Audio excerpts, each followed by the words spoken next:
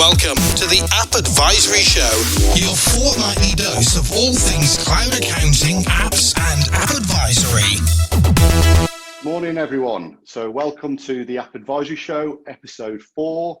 I've got a good cloud accounting friend of mine, Stuart Hurst, who I've been fortunate enough to bump into many times over the last 4 or 5 years. So thanks a lot for joining us today, Stuart. No problem. Always a pleasure. Are you in the office or are you working from home? In the office, yes. In the office now, not in the flood-drenched home. Yeah, there was a few problems with that. So for those who don't know Stuart, he's been a legend in the cloud accounting space. QBO Connect, Zerocons, roadshows, even got into now being like a LinkedIn video superstar, which we'll have a bit of a chat around. I think that's a new skill he's picked up. So Stuart, I'll give you a bit of an intro there, but do you want to tell people a little bit about yourself? Very briefly, yeah. So, I got my degree about 20 years ago and said I'd never be an accountant. That was where it all started. It was boring. Worked as toy drizzler manager for a few years, and that felt like too much like hard work. So went back to accountancy at a small practice for 10 years.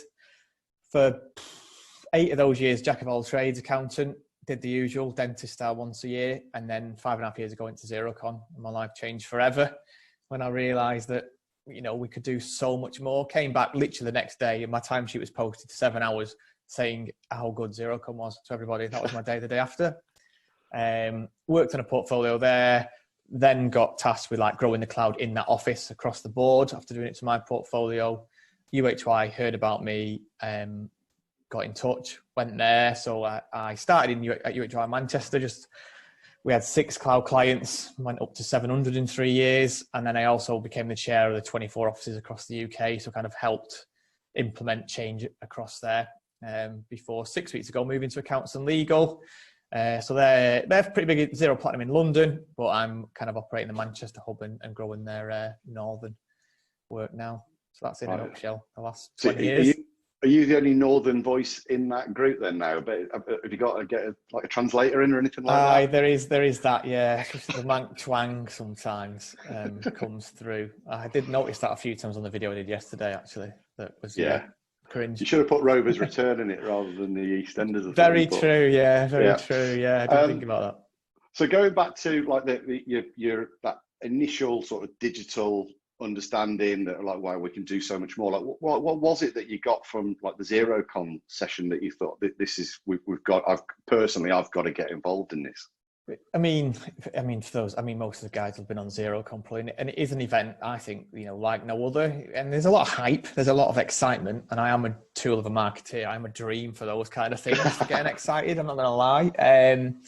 But the penny just dropped that like the tech was there now to not be this once a year dentist. And I nearly left accountancy after 2 years. I nearly became a math teacher because it was boring, like the bookkeeping side of things. I just processed this invoice for 2 years and thought, well, I don't want to do this the rest of my life. So it was just harnessing in that you can do more really with it was the big thing. And just get rid of the boring stuff and do the exciting stuff, because I'm not a detailed person. I'm quite an extrovert. I'm quite an influencer on the disc profiling. So the chance to talk to clients more often about exciting stuff was like, why would I not do that? And a side effect of that, I guess, a real weird side effect was the fact that like fees started going up and we started getting more advisory, as it's called, work of other bits and pieces that came out of conversations that was never necessarily the plan, but it just kind of happened. So started conversing with clients and then tell them a little bit about it, they get excited, and then you were into your zone really of selling the dream of what they could achieve with this type of thing, right? Okay. And away from work, are you into like tech and gadgets and stuff? Is that something you like? I'm a bit of a geek. I like tech and board games, my two like geeky styles, but I'll not tell anyone my Dungeons and Dragons name ever, but apart from that, but yeah, Nintendo Lite, love it, gaming, that kind of stuff. And also obviously the movie stuff like I did that in my own time to start with, just learning it because I just like the latest kind of tech and gadgets and stuff. So excellent. Right, so when you mentioned went from 6 clients up to like 700. That was one of the like big moves that you did. Like, what were adopting digital cloud accounting is a lot more than getting some training on a piece of tech It's like bringing people with you, and services and processes and pricing. Like what were some of the key things that you think really made you sort of progress with that? And maybe what were some of the things which sort of hindered that progression in your opinion? So at Styles and Co, so that was again the first film, we were all learning, and I made loads of mistakes. So like mistake one was we did all the conversions for nothing. And some cost thousands of pounds. Oh, we started charging after a period, but certainly the first ones. And I can see some logic in that. When you don't know what you're doing yourself, like I didn't feel great charging something when I was still learning the product myself sometimes. Confidence elements, self-confidence. There was an element of like, oh, I'm not sure this is going to work necessarily. So that early doors was kind of certainly something. And the structure around onboarding was non-existent. It was kind of just make it up as we went along on different clients, and even being clear. I mean, shying away from price is another mistake of like when you do set a price. I mean, I love Go Proposal, just like amazing, and loads of guys will know that. And like talking about price and this will cost X amount and valuing it. And if you want to do a proper job on a zero conversion, you cannot do it for free. You can't do it for less than 500 quid. I don't think you can do it for less than £1,000 properly. If you really want to give them a 6-week training experience, like that was kind of a thing that we brought in. So, I mean, our average conversion fees at UHY are like 2.5, 3 grand. And some people go, wow. And it's like, they're not, oh, wow, clients are different. That's a load of rubbish because like some of them were 200 grand turnover. Some of them were 5-6 million, but that was the kind of bracket, and they were all normal people doing normal jobs. So I think that's interesting about that sort of, one of the phrases I hear a lot when I'm talking to firms, we're just going to pop them onto Xero or pop them onto cloud or whatever. And I'm like, you're fundamentally changing that business. So we should, one, understand that this is a big change for the client, and we want to make sure that we are going to deliver a really good service and get them through, because it's going to be, you'll know from doing the conversions, they're not always a dream, a bed of roses. There's bumps in the road that you come up with, and you're going to have to manage that, right?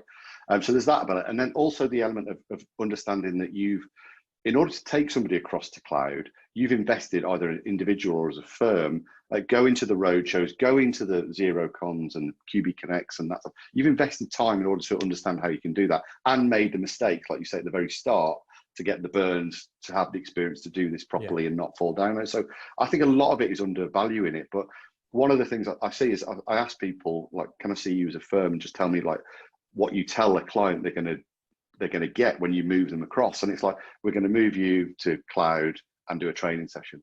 And it's like none of the other stuff, like, chart of accounts, and we're going to be looking at your data, and then you're going to need some reporting, and we're going to like plug in some invoice automation. There's a lot more we can do than just pop them onto cloud. And I think sometimes our own terminology as firms like almost devalues it. Oh, it's just a pop onto a piece of cloud kit. So it's interesting you said that. And I agree with you. I think it's a minimum of £1,000. I'm like, I track it with firms, it's around about 1,200 quid is sort of what seems to be about right. But again, it depends if you're putting an amount of scope to a 500 quid delivery that fits 500 quid, right? So yeah, that's it. Yeah. So that was one area. You started charging for something that you were already doing and should have been charging for in the first place. But you, as you rightly say, conference. Was there anything else that you sort of found that started to make it move a little bit? I mean, systemizing things. So we use Trello boards. They're only basic, but as the team grew and people were doing conversions, like I hate being reliant on what's in someone's head. Like I can't stand it. I hate paper. Like I really hate it. Like I say this and do loads of posts about it, but genuinely, like I don't use paper, full stop. Like, because no one else can see it. So Trello boards were the nice cloud sharing option where we built kind of, 17 steps, if you like. And some of them were not applicable, but we had that nailed of, right, this is step 1, this is step 2. Very broad, high level. But I at a glance then could manage, 20 conversions, 50 conversions or whatever that were ongoing, and know exactly where they were up to. And if there was a delay, if it was our side or the client side. So getting people to use that, and use other things like Float we use for our like day-to-day management, for time management, putting tasks on. So being disciplined with that, regimented with that, was certainly one thing.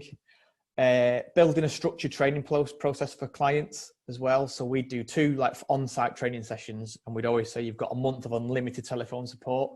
And I'd always make it really clear, like, you will phone me loads, and if you've not phoned me in a week, we're 100% phoning you because you're not using it. We can There's see something what wrong, you're doing. because you should have questions. Like, you'll 100%, or you're not using it, or you're doing something wrong. So, and by putting a big conversion fee in that, you could, staff aren't stressing about, oh my God, I'm going over budget. I can't pick that phone up. I can't do that. So it was building confidence in the team to know that you've got 10 hours this month. You've got 20 hours. We've got time to do it properly, which was a big thing. The other thing is the blend of the team. So you could probably tell, I mean, I can talk for England and get excited. And when I hired at first, I got people like me. So like the Dart of this world are quite excitable. Ellie's and that are quite excitable. But none of us are massive on the detail, let's say, in terms of like the integration. And there were slips as a result of like missing that someone to hold you accountable and say, you know, where's that up to? Yeah. And that's when we kind of brought Ali in on the more hands-on. That was definitely more like a blue personality detail style, and Talisa on the admin front to bring someone in to actually admin some of the cloud stuff, because it got so big. And I'd rather the chargeable guys be doing things like helping the clients and having an admin person to do the boring, I say, well, it is boring in my eyes. Sorry to the admin team. Set up, manage the zero licenses, even set up for Pageview and set up for bits and pieces around that and things like that. To me, like, the accounts team shouldn't be doing that. They didn't study 4 years for their accountancy degrees, etc., to do that kind of stuff. Which so again, just thinking about the structure of the team, who does what skill levels you kind of setting out there. It's big. Those strengths as well, right? Because if you're happy to go and talk to clients and be, you know, I think going out with talking to clients about cloud is somewhat of a vulnerable position to be in, because sometimes you don't know all the answers.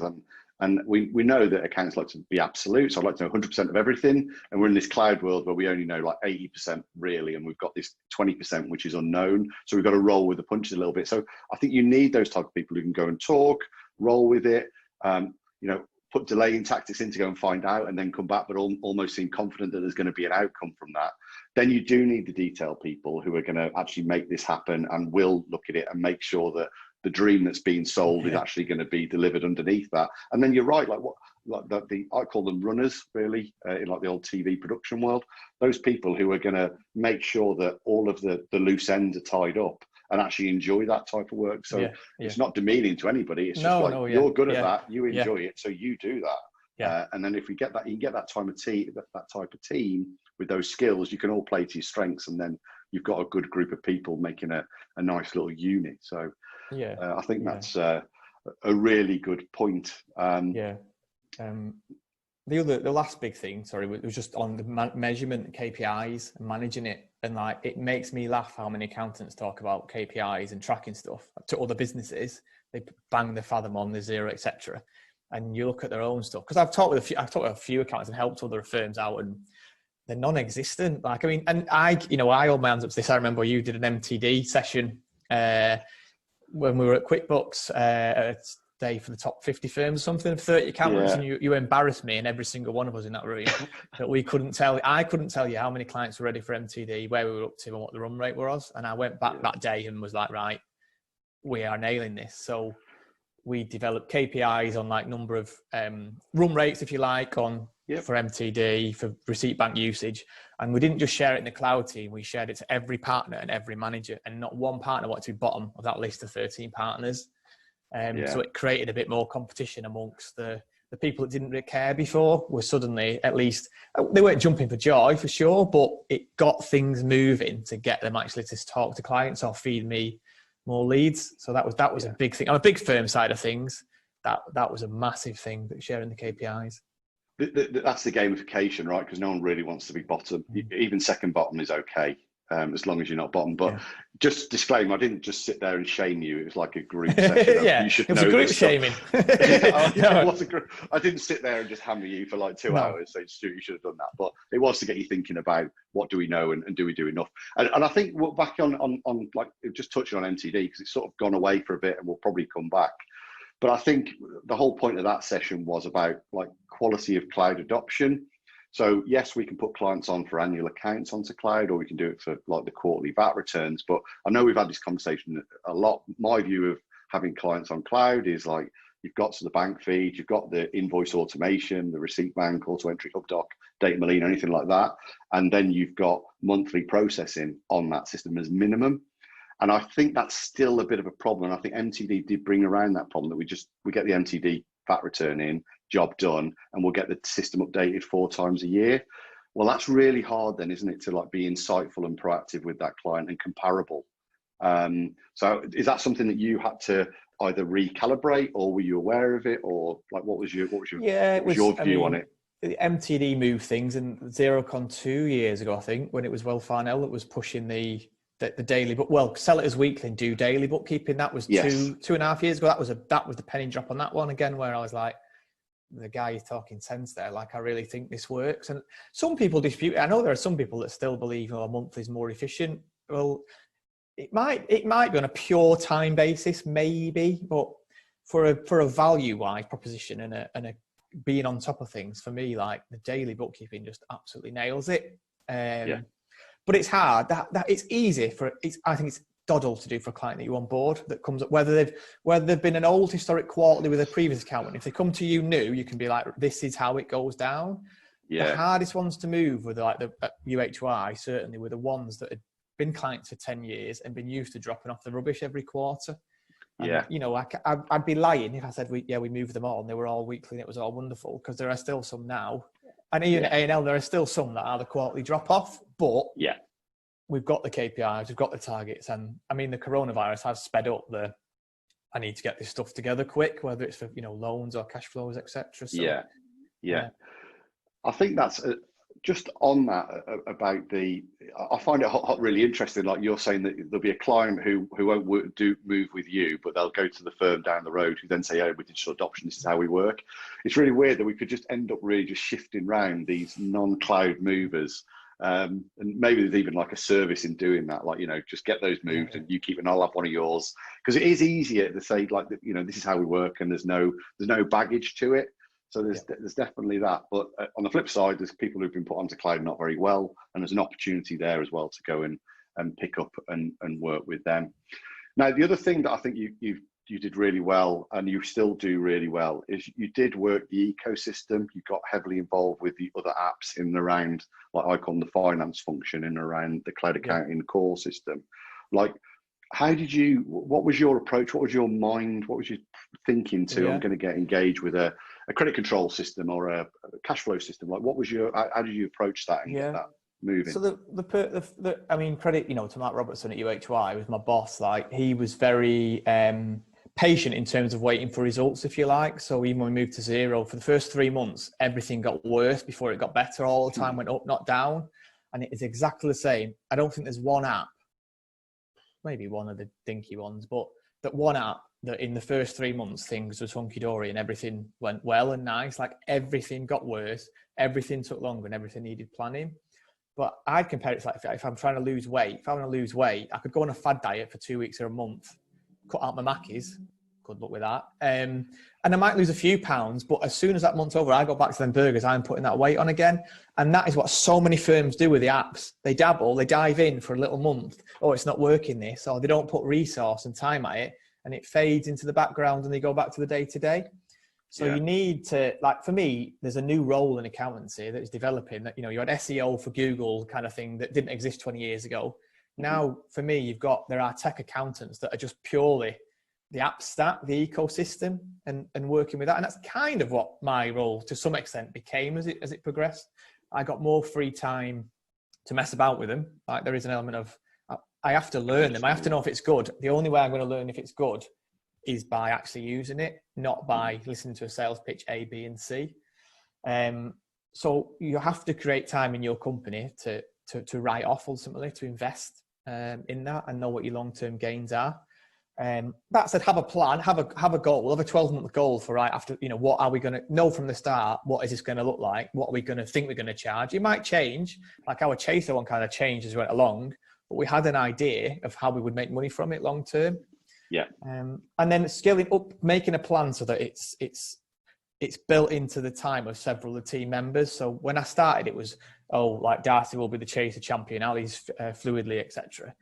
And while, yeah, they still retained accountability for rolling it, we desperately, early doors, had to share that amongst several people, because as soon as that person was on holiday or was bombed out, like the service just went, boom, dropped off a cliff. And it's hard. Sort of single point of failure then, isn't it? That's your resilience in your skills and your education, your knowledge to keep delivering the service and not be reliant on that one area. Yeah, so it's hard work. I'm not going to lie. And I think we probably had a write-off on every single app we've done, probably. Like even Receipt Bank, which is fairly, you would think, scan straightforward, nice and easy. The amount of cock-ups that we caused with that early doors from systems not being set up properly. But I would say, I mean, at a big firm, it's certainly easy to lean on the app providers. I mean, they all came down with the app of the month to help spread it wider as well beyond the cloud team, just for what it's about. So if you see an opportunity, send it to the cloud, but at least have a chat with us. And, the majority of app providers will often give, obviously, trials, demos, webinars, and they, in fairness to most of them, they invest a huge amount of time. If you're willing to commit on a time basis to give it a go and at least feed in a few clients, then there's not many I can fault, with the exception of one or two, to get involved.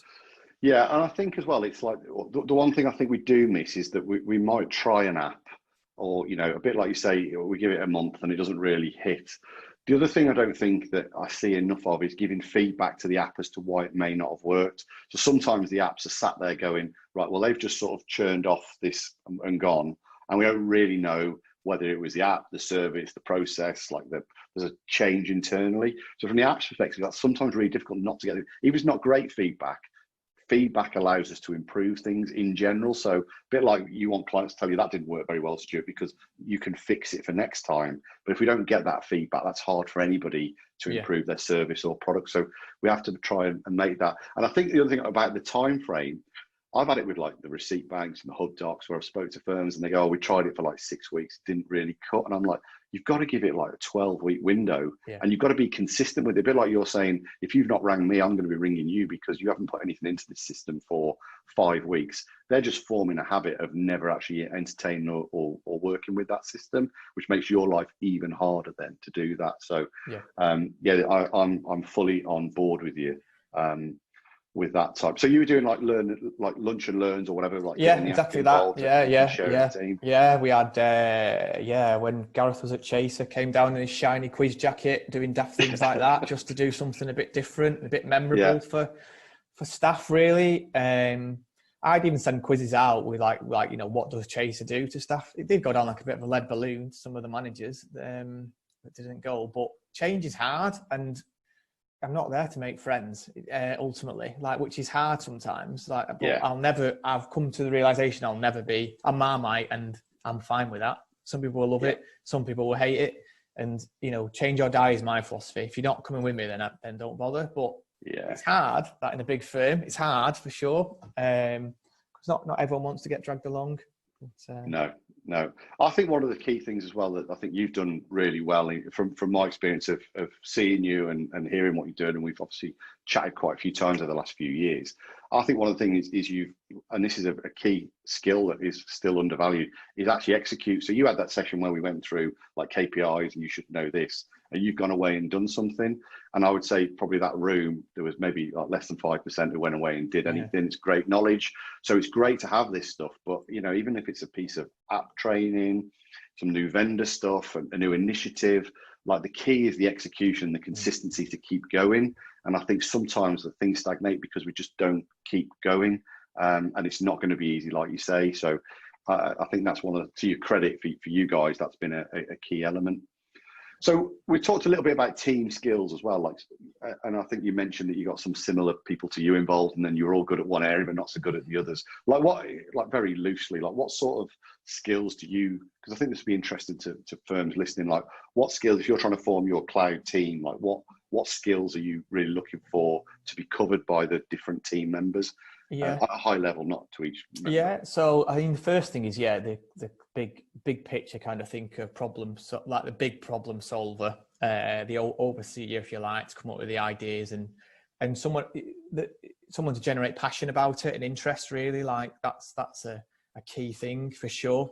I find certainly on the conversion side of things, it's the guys that do the conversions, like the cold face, the social skills have to be like nailed on it, and the communication skills. And like Darth was the best at say, like, if a client was going too far and getting like wanting too much, she was brilliant at saying, there's a fee for this, or this is outside the scope, and saying it there and then, like being very crystal on communication. Or also nagging in a nice way. Like sometimes, they did not give paperwork or they've scanned it wrong. She was brilliant at picking the phone up and being in a nice, I call it like a nice Rottweiler in a way, that it was like, she was on it, but in a good way. So the communication skills of your cold facing have like got to be massive. And then I think, again, the attention to someone in the background, again, that's often not the front facing. The person who's doing most of the conversion is in the background, like the actual data processing. And they're the person with the attention to detail that will do it quietly, that get it along. And then they go and speak to their other team member that then needs to communicate. They're the face, if you like, to someone else. I think that works for us. It's worked really, really well. And we've got 5 key things that we were passionate about what we were doing and helping clients. Like everyone had to actually care about the clients, the why for it. Otherwise it just doesn't work. Being open and honest as well was massively. And I always said, I have no problem with anyone making a mistake. Like I've dropped loads of buttons in my time, loads. As long as we don't make the same mistake twice, the same thing. We don't need to make a process necessarily for it, but we nail why it went wrong and make sure it doesn't happen again. Nothing's a mistake as long as you learn from it, is the same, isn't it? Yeah. So. And the biggest one was like we did a conversion that used another system that did hiring of machinery and trucks and stuff. And we were told by the software supplier it would definitely work with Xero and it was great and it was going to work fine. But we didn't test that before it went live. And when we tested it, it was actually an Excel upload and it was a nightmare. And like that's definitely been the biggest cock up and hardest one failure wise to and you set the expectation with the client, haven't you? And then you've got to retract that, and then that's a difficult pill for them to swallow, and it just really puts you on the back foot. And I think that's the vulnerability of the position that you're in, isn't it, when you do this stuff?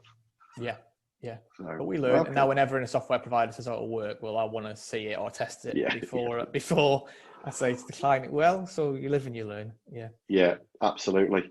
Right, so we've got about five minutes left. So we spoke about this before, but the social media videos that you brought, it seems to have been during this lockdown period. This seems to be a skill that you've enhanced, and they've been pretty funny, humorous, engaging. Like, just tell us a bit about it. There's one this morning, which was like EastEnders and the new VAT that we've got in the UK that's come out yesterday, I think it was, or today.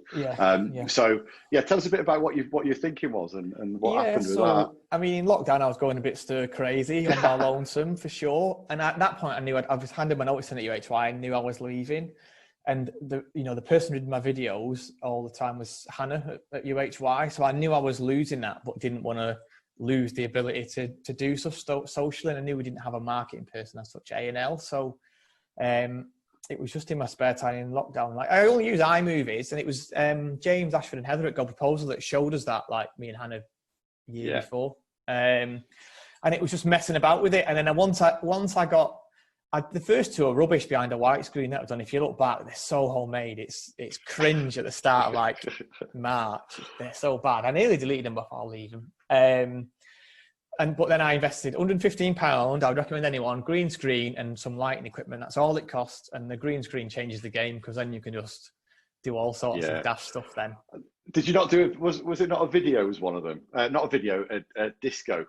Yes, a disco one, that's right. So that came about, like, sometime, that one was the maddest, because I was cooking my tea on a Saturday night. I had a few beers at that point, and Sean DePaul was on the music on my Google while I'm dancing around the kitchen, and I thought, this is lockdown life. Like, I am dancing around as though I'm in a club now when I'm on my own in a cooking. I thought, green screen that, and like put it on in 20 minutes, bang, did it, out, done on a Saturday night. So sometimes, that was a bit of a mad one. And it's Marmite. Some people say, our accountant should be professional. Other people say, be yourself. So I'm just going to try and... But in that essence, right, some people are going to appreciate that, potential customers, and go, I really like that. And others will say, that's not for me. That's not what I'm looking for. So it's also attracting the right people who get your humour or get your approach to life. And that's good as well, because it'll also be the people who say, I don't really appreciate that. That's not for me. Yeah. You're not going to, probably engage with them. So I think there's a good element to that, to like working out who you can connect with and work with. Yeah. So anyone who hasn't seen them, they're on YouTube and LinkedIn, right? We can put some notes on as to where they are, but they're worth a few minutes each. I enjoyed them. They're good fun. The digitally taken, that was my favourite. Digitally taken, that was my favourite one I've ever done. So yes, far. the digitally taken, that was a good one. Yeah, with the favourite. Liam Neeson. Yeah. Twist to it. Yeah. Okay. Well, there we go. We'll get the links in and add them, because they're good fun. And then best bit of personal or business tech, which is not really necessarily, could be a cloud accounting app if you want it to be, but in terms for you, like what's your bit of tech that you couldn't live without? So, the last 2 weeks, my Nintendo Switch Lite and Animal Crossing. Oh my God, yes, love it. It's amazing. I've searched for like 3 months since lockdown to get Nintendo Lite. So finally got one. And I'm also using, not cloud tech, but just in relation to the videos, there's a free piece of software called Blender that can do some really cool animations and videos. And it's a bit beyond me yet, but that's what I'm trying to learn in my spare time, to like notch up the videos to like crazy. So is that going to be stuff like it's going to pop on the screen when you're delivering stuff? So you can literally do the matrix in it. Like, it's amazing software. Like, so I can do like basic pop-ups, but at the moment you have to use Canva and then Keynote and then into iMovies to get things programmed. It's a pain, so I don't do that very often. So yeah, Blender's like cool, but it is a proper design function, so it might be a while before you see it, but when you do, the first time I'm going to do some kind of matrix bullet dodging thing or something like that, probably. Well, you have to get them out. You have to keep us all informed when they're coming out. I think they're good fun to watch. So Nintendo DS Lite, was that the one? Yeah, Nintendo DS Lite, and the Blender. Blender is probably a bit more work based. I probably get more queries on LinkedIn now about my video making than I do on my accounts. Sure. Maybe you'll have to be an accountant with a sort of a video delivery or production type of business on the side. Stuart, that's been brilliant to catch up with you. You're pretty big on the social media, so I know you're big on LinkedIn and Twitter and all the different spheres, very active and quite a lot of the vendor sessions as well, quite a lot. So if people want to reach out, it's going to be quite easy to get hold of. Just put videos, Stuart Hurst, LinkedIn, and you'll find it. But thanks for your generosity of your time and your experience. That's been like mega useful. I'm sure a lot of people will be thinking about, the do's and don'ts and charging and the team blend and you've got to make mistakes to get through this, which I think you've really put that out there, that you've got to where you are by making mistakes, but then trying to fix the process. Yeah, and don't be afraid to share them amongst your peers. Like there was a lot when I started UHY, there's a lot of smoke and mirrors, a lot of, we've got 500 and they're all great, and they're not. Like, you can admit it. Like on social, we'll be more positive about things, but behind the scenes, like, people do struggle with things. And if anyone wants to reach out or ask me further, then feel free. Yeah, great. So we'll pull that to an end. We've got keep an eye out, those of you watching or listening. We've got the next episode of the App Advisory Show. Be announcing the guest next week, and you can catch it all on Spotify and Apple podcasts, or anywhere else that does podcasts. It goes everywhere. So thanks a lot for listening. Thanks a lot, Stuart. It's been great to see you.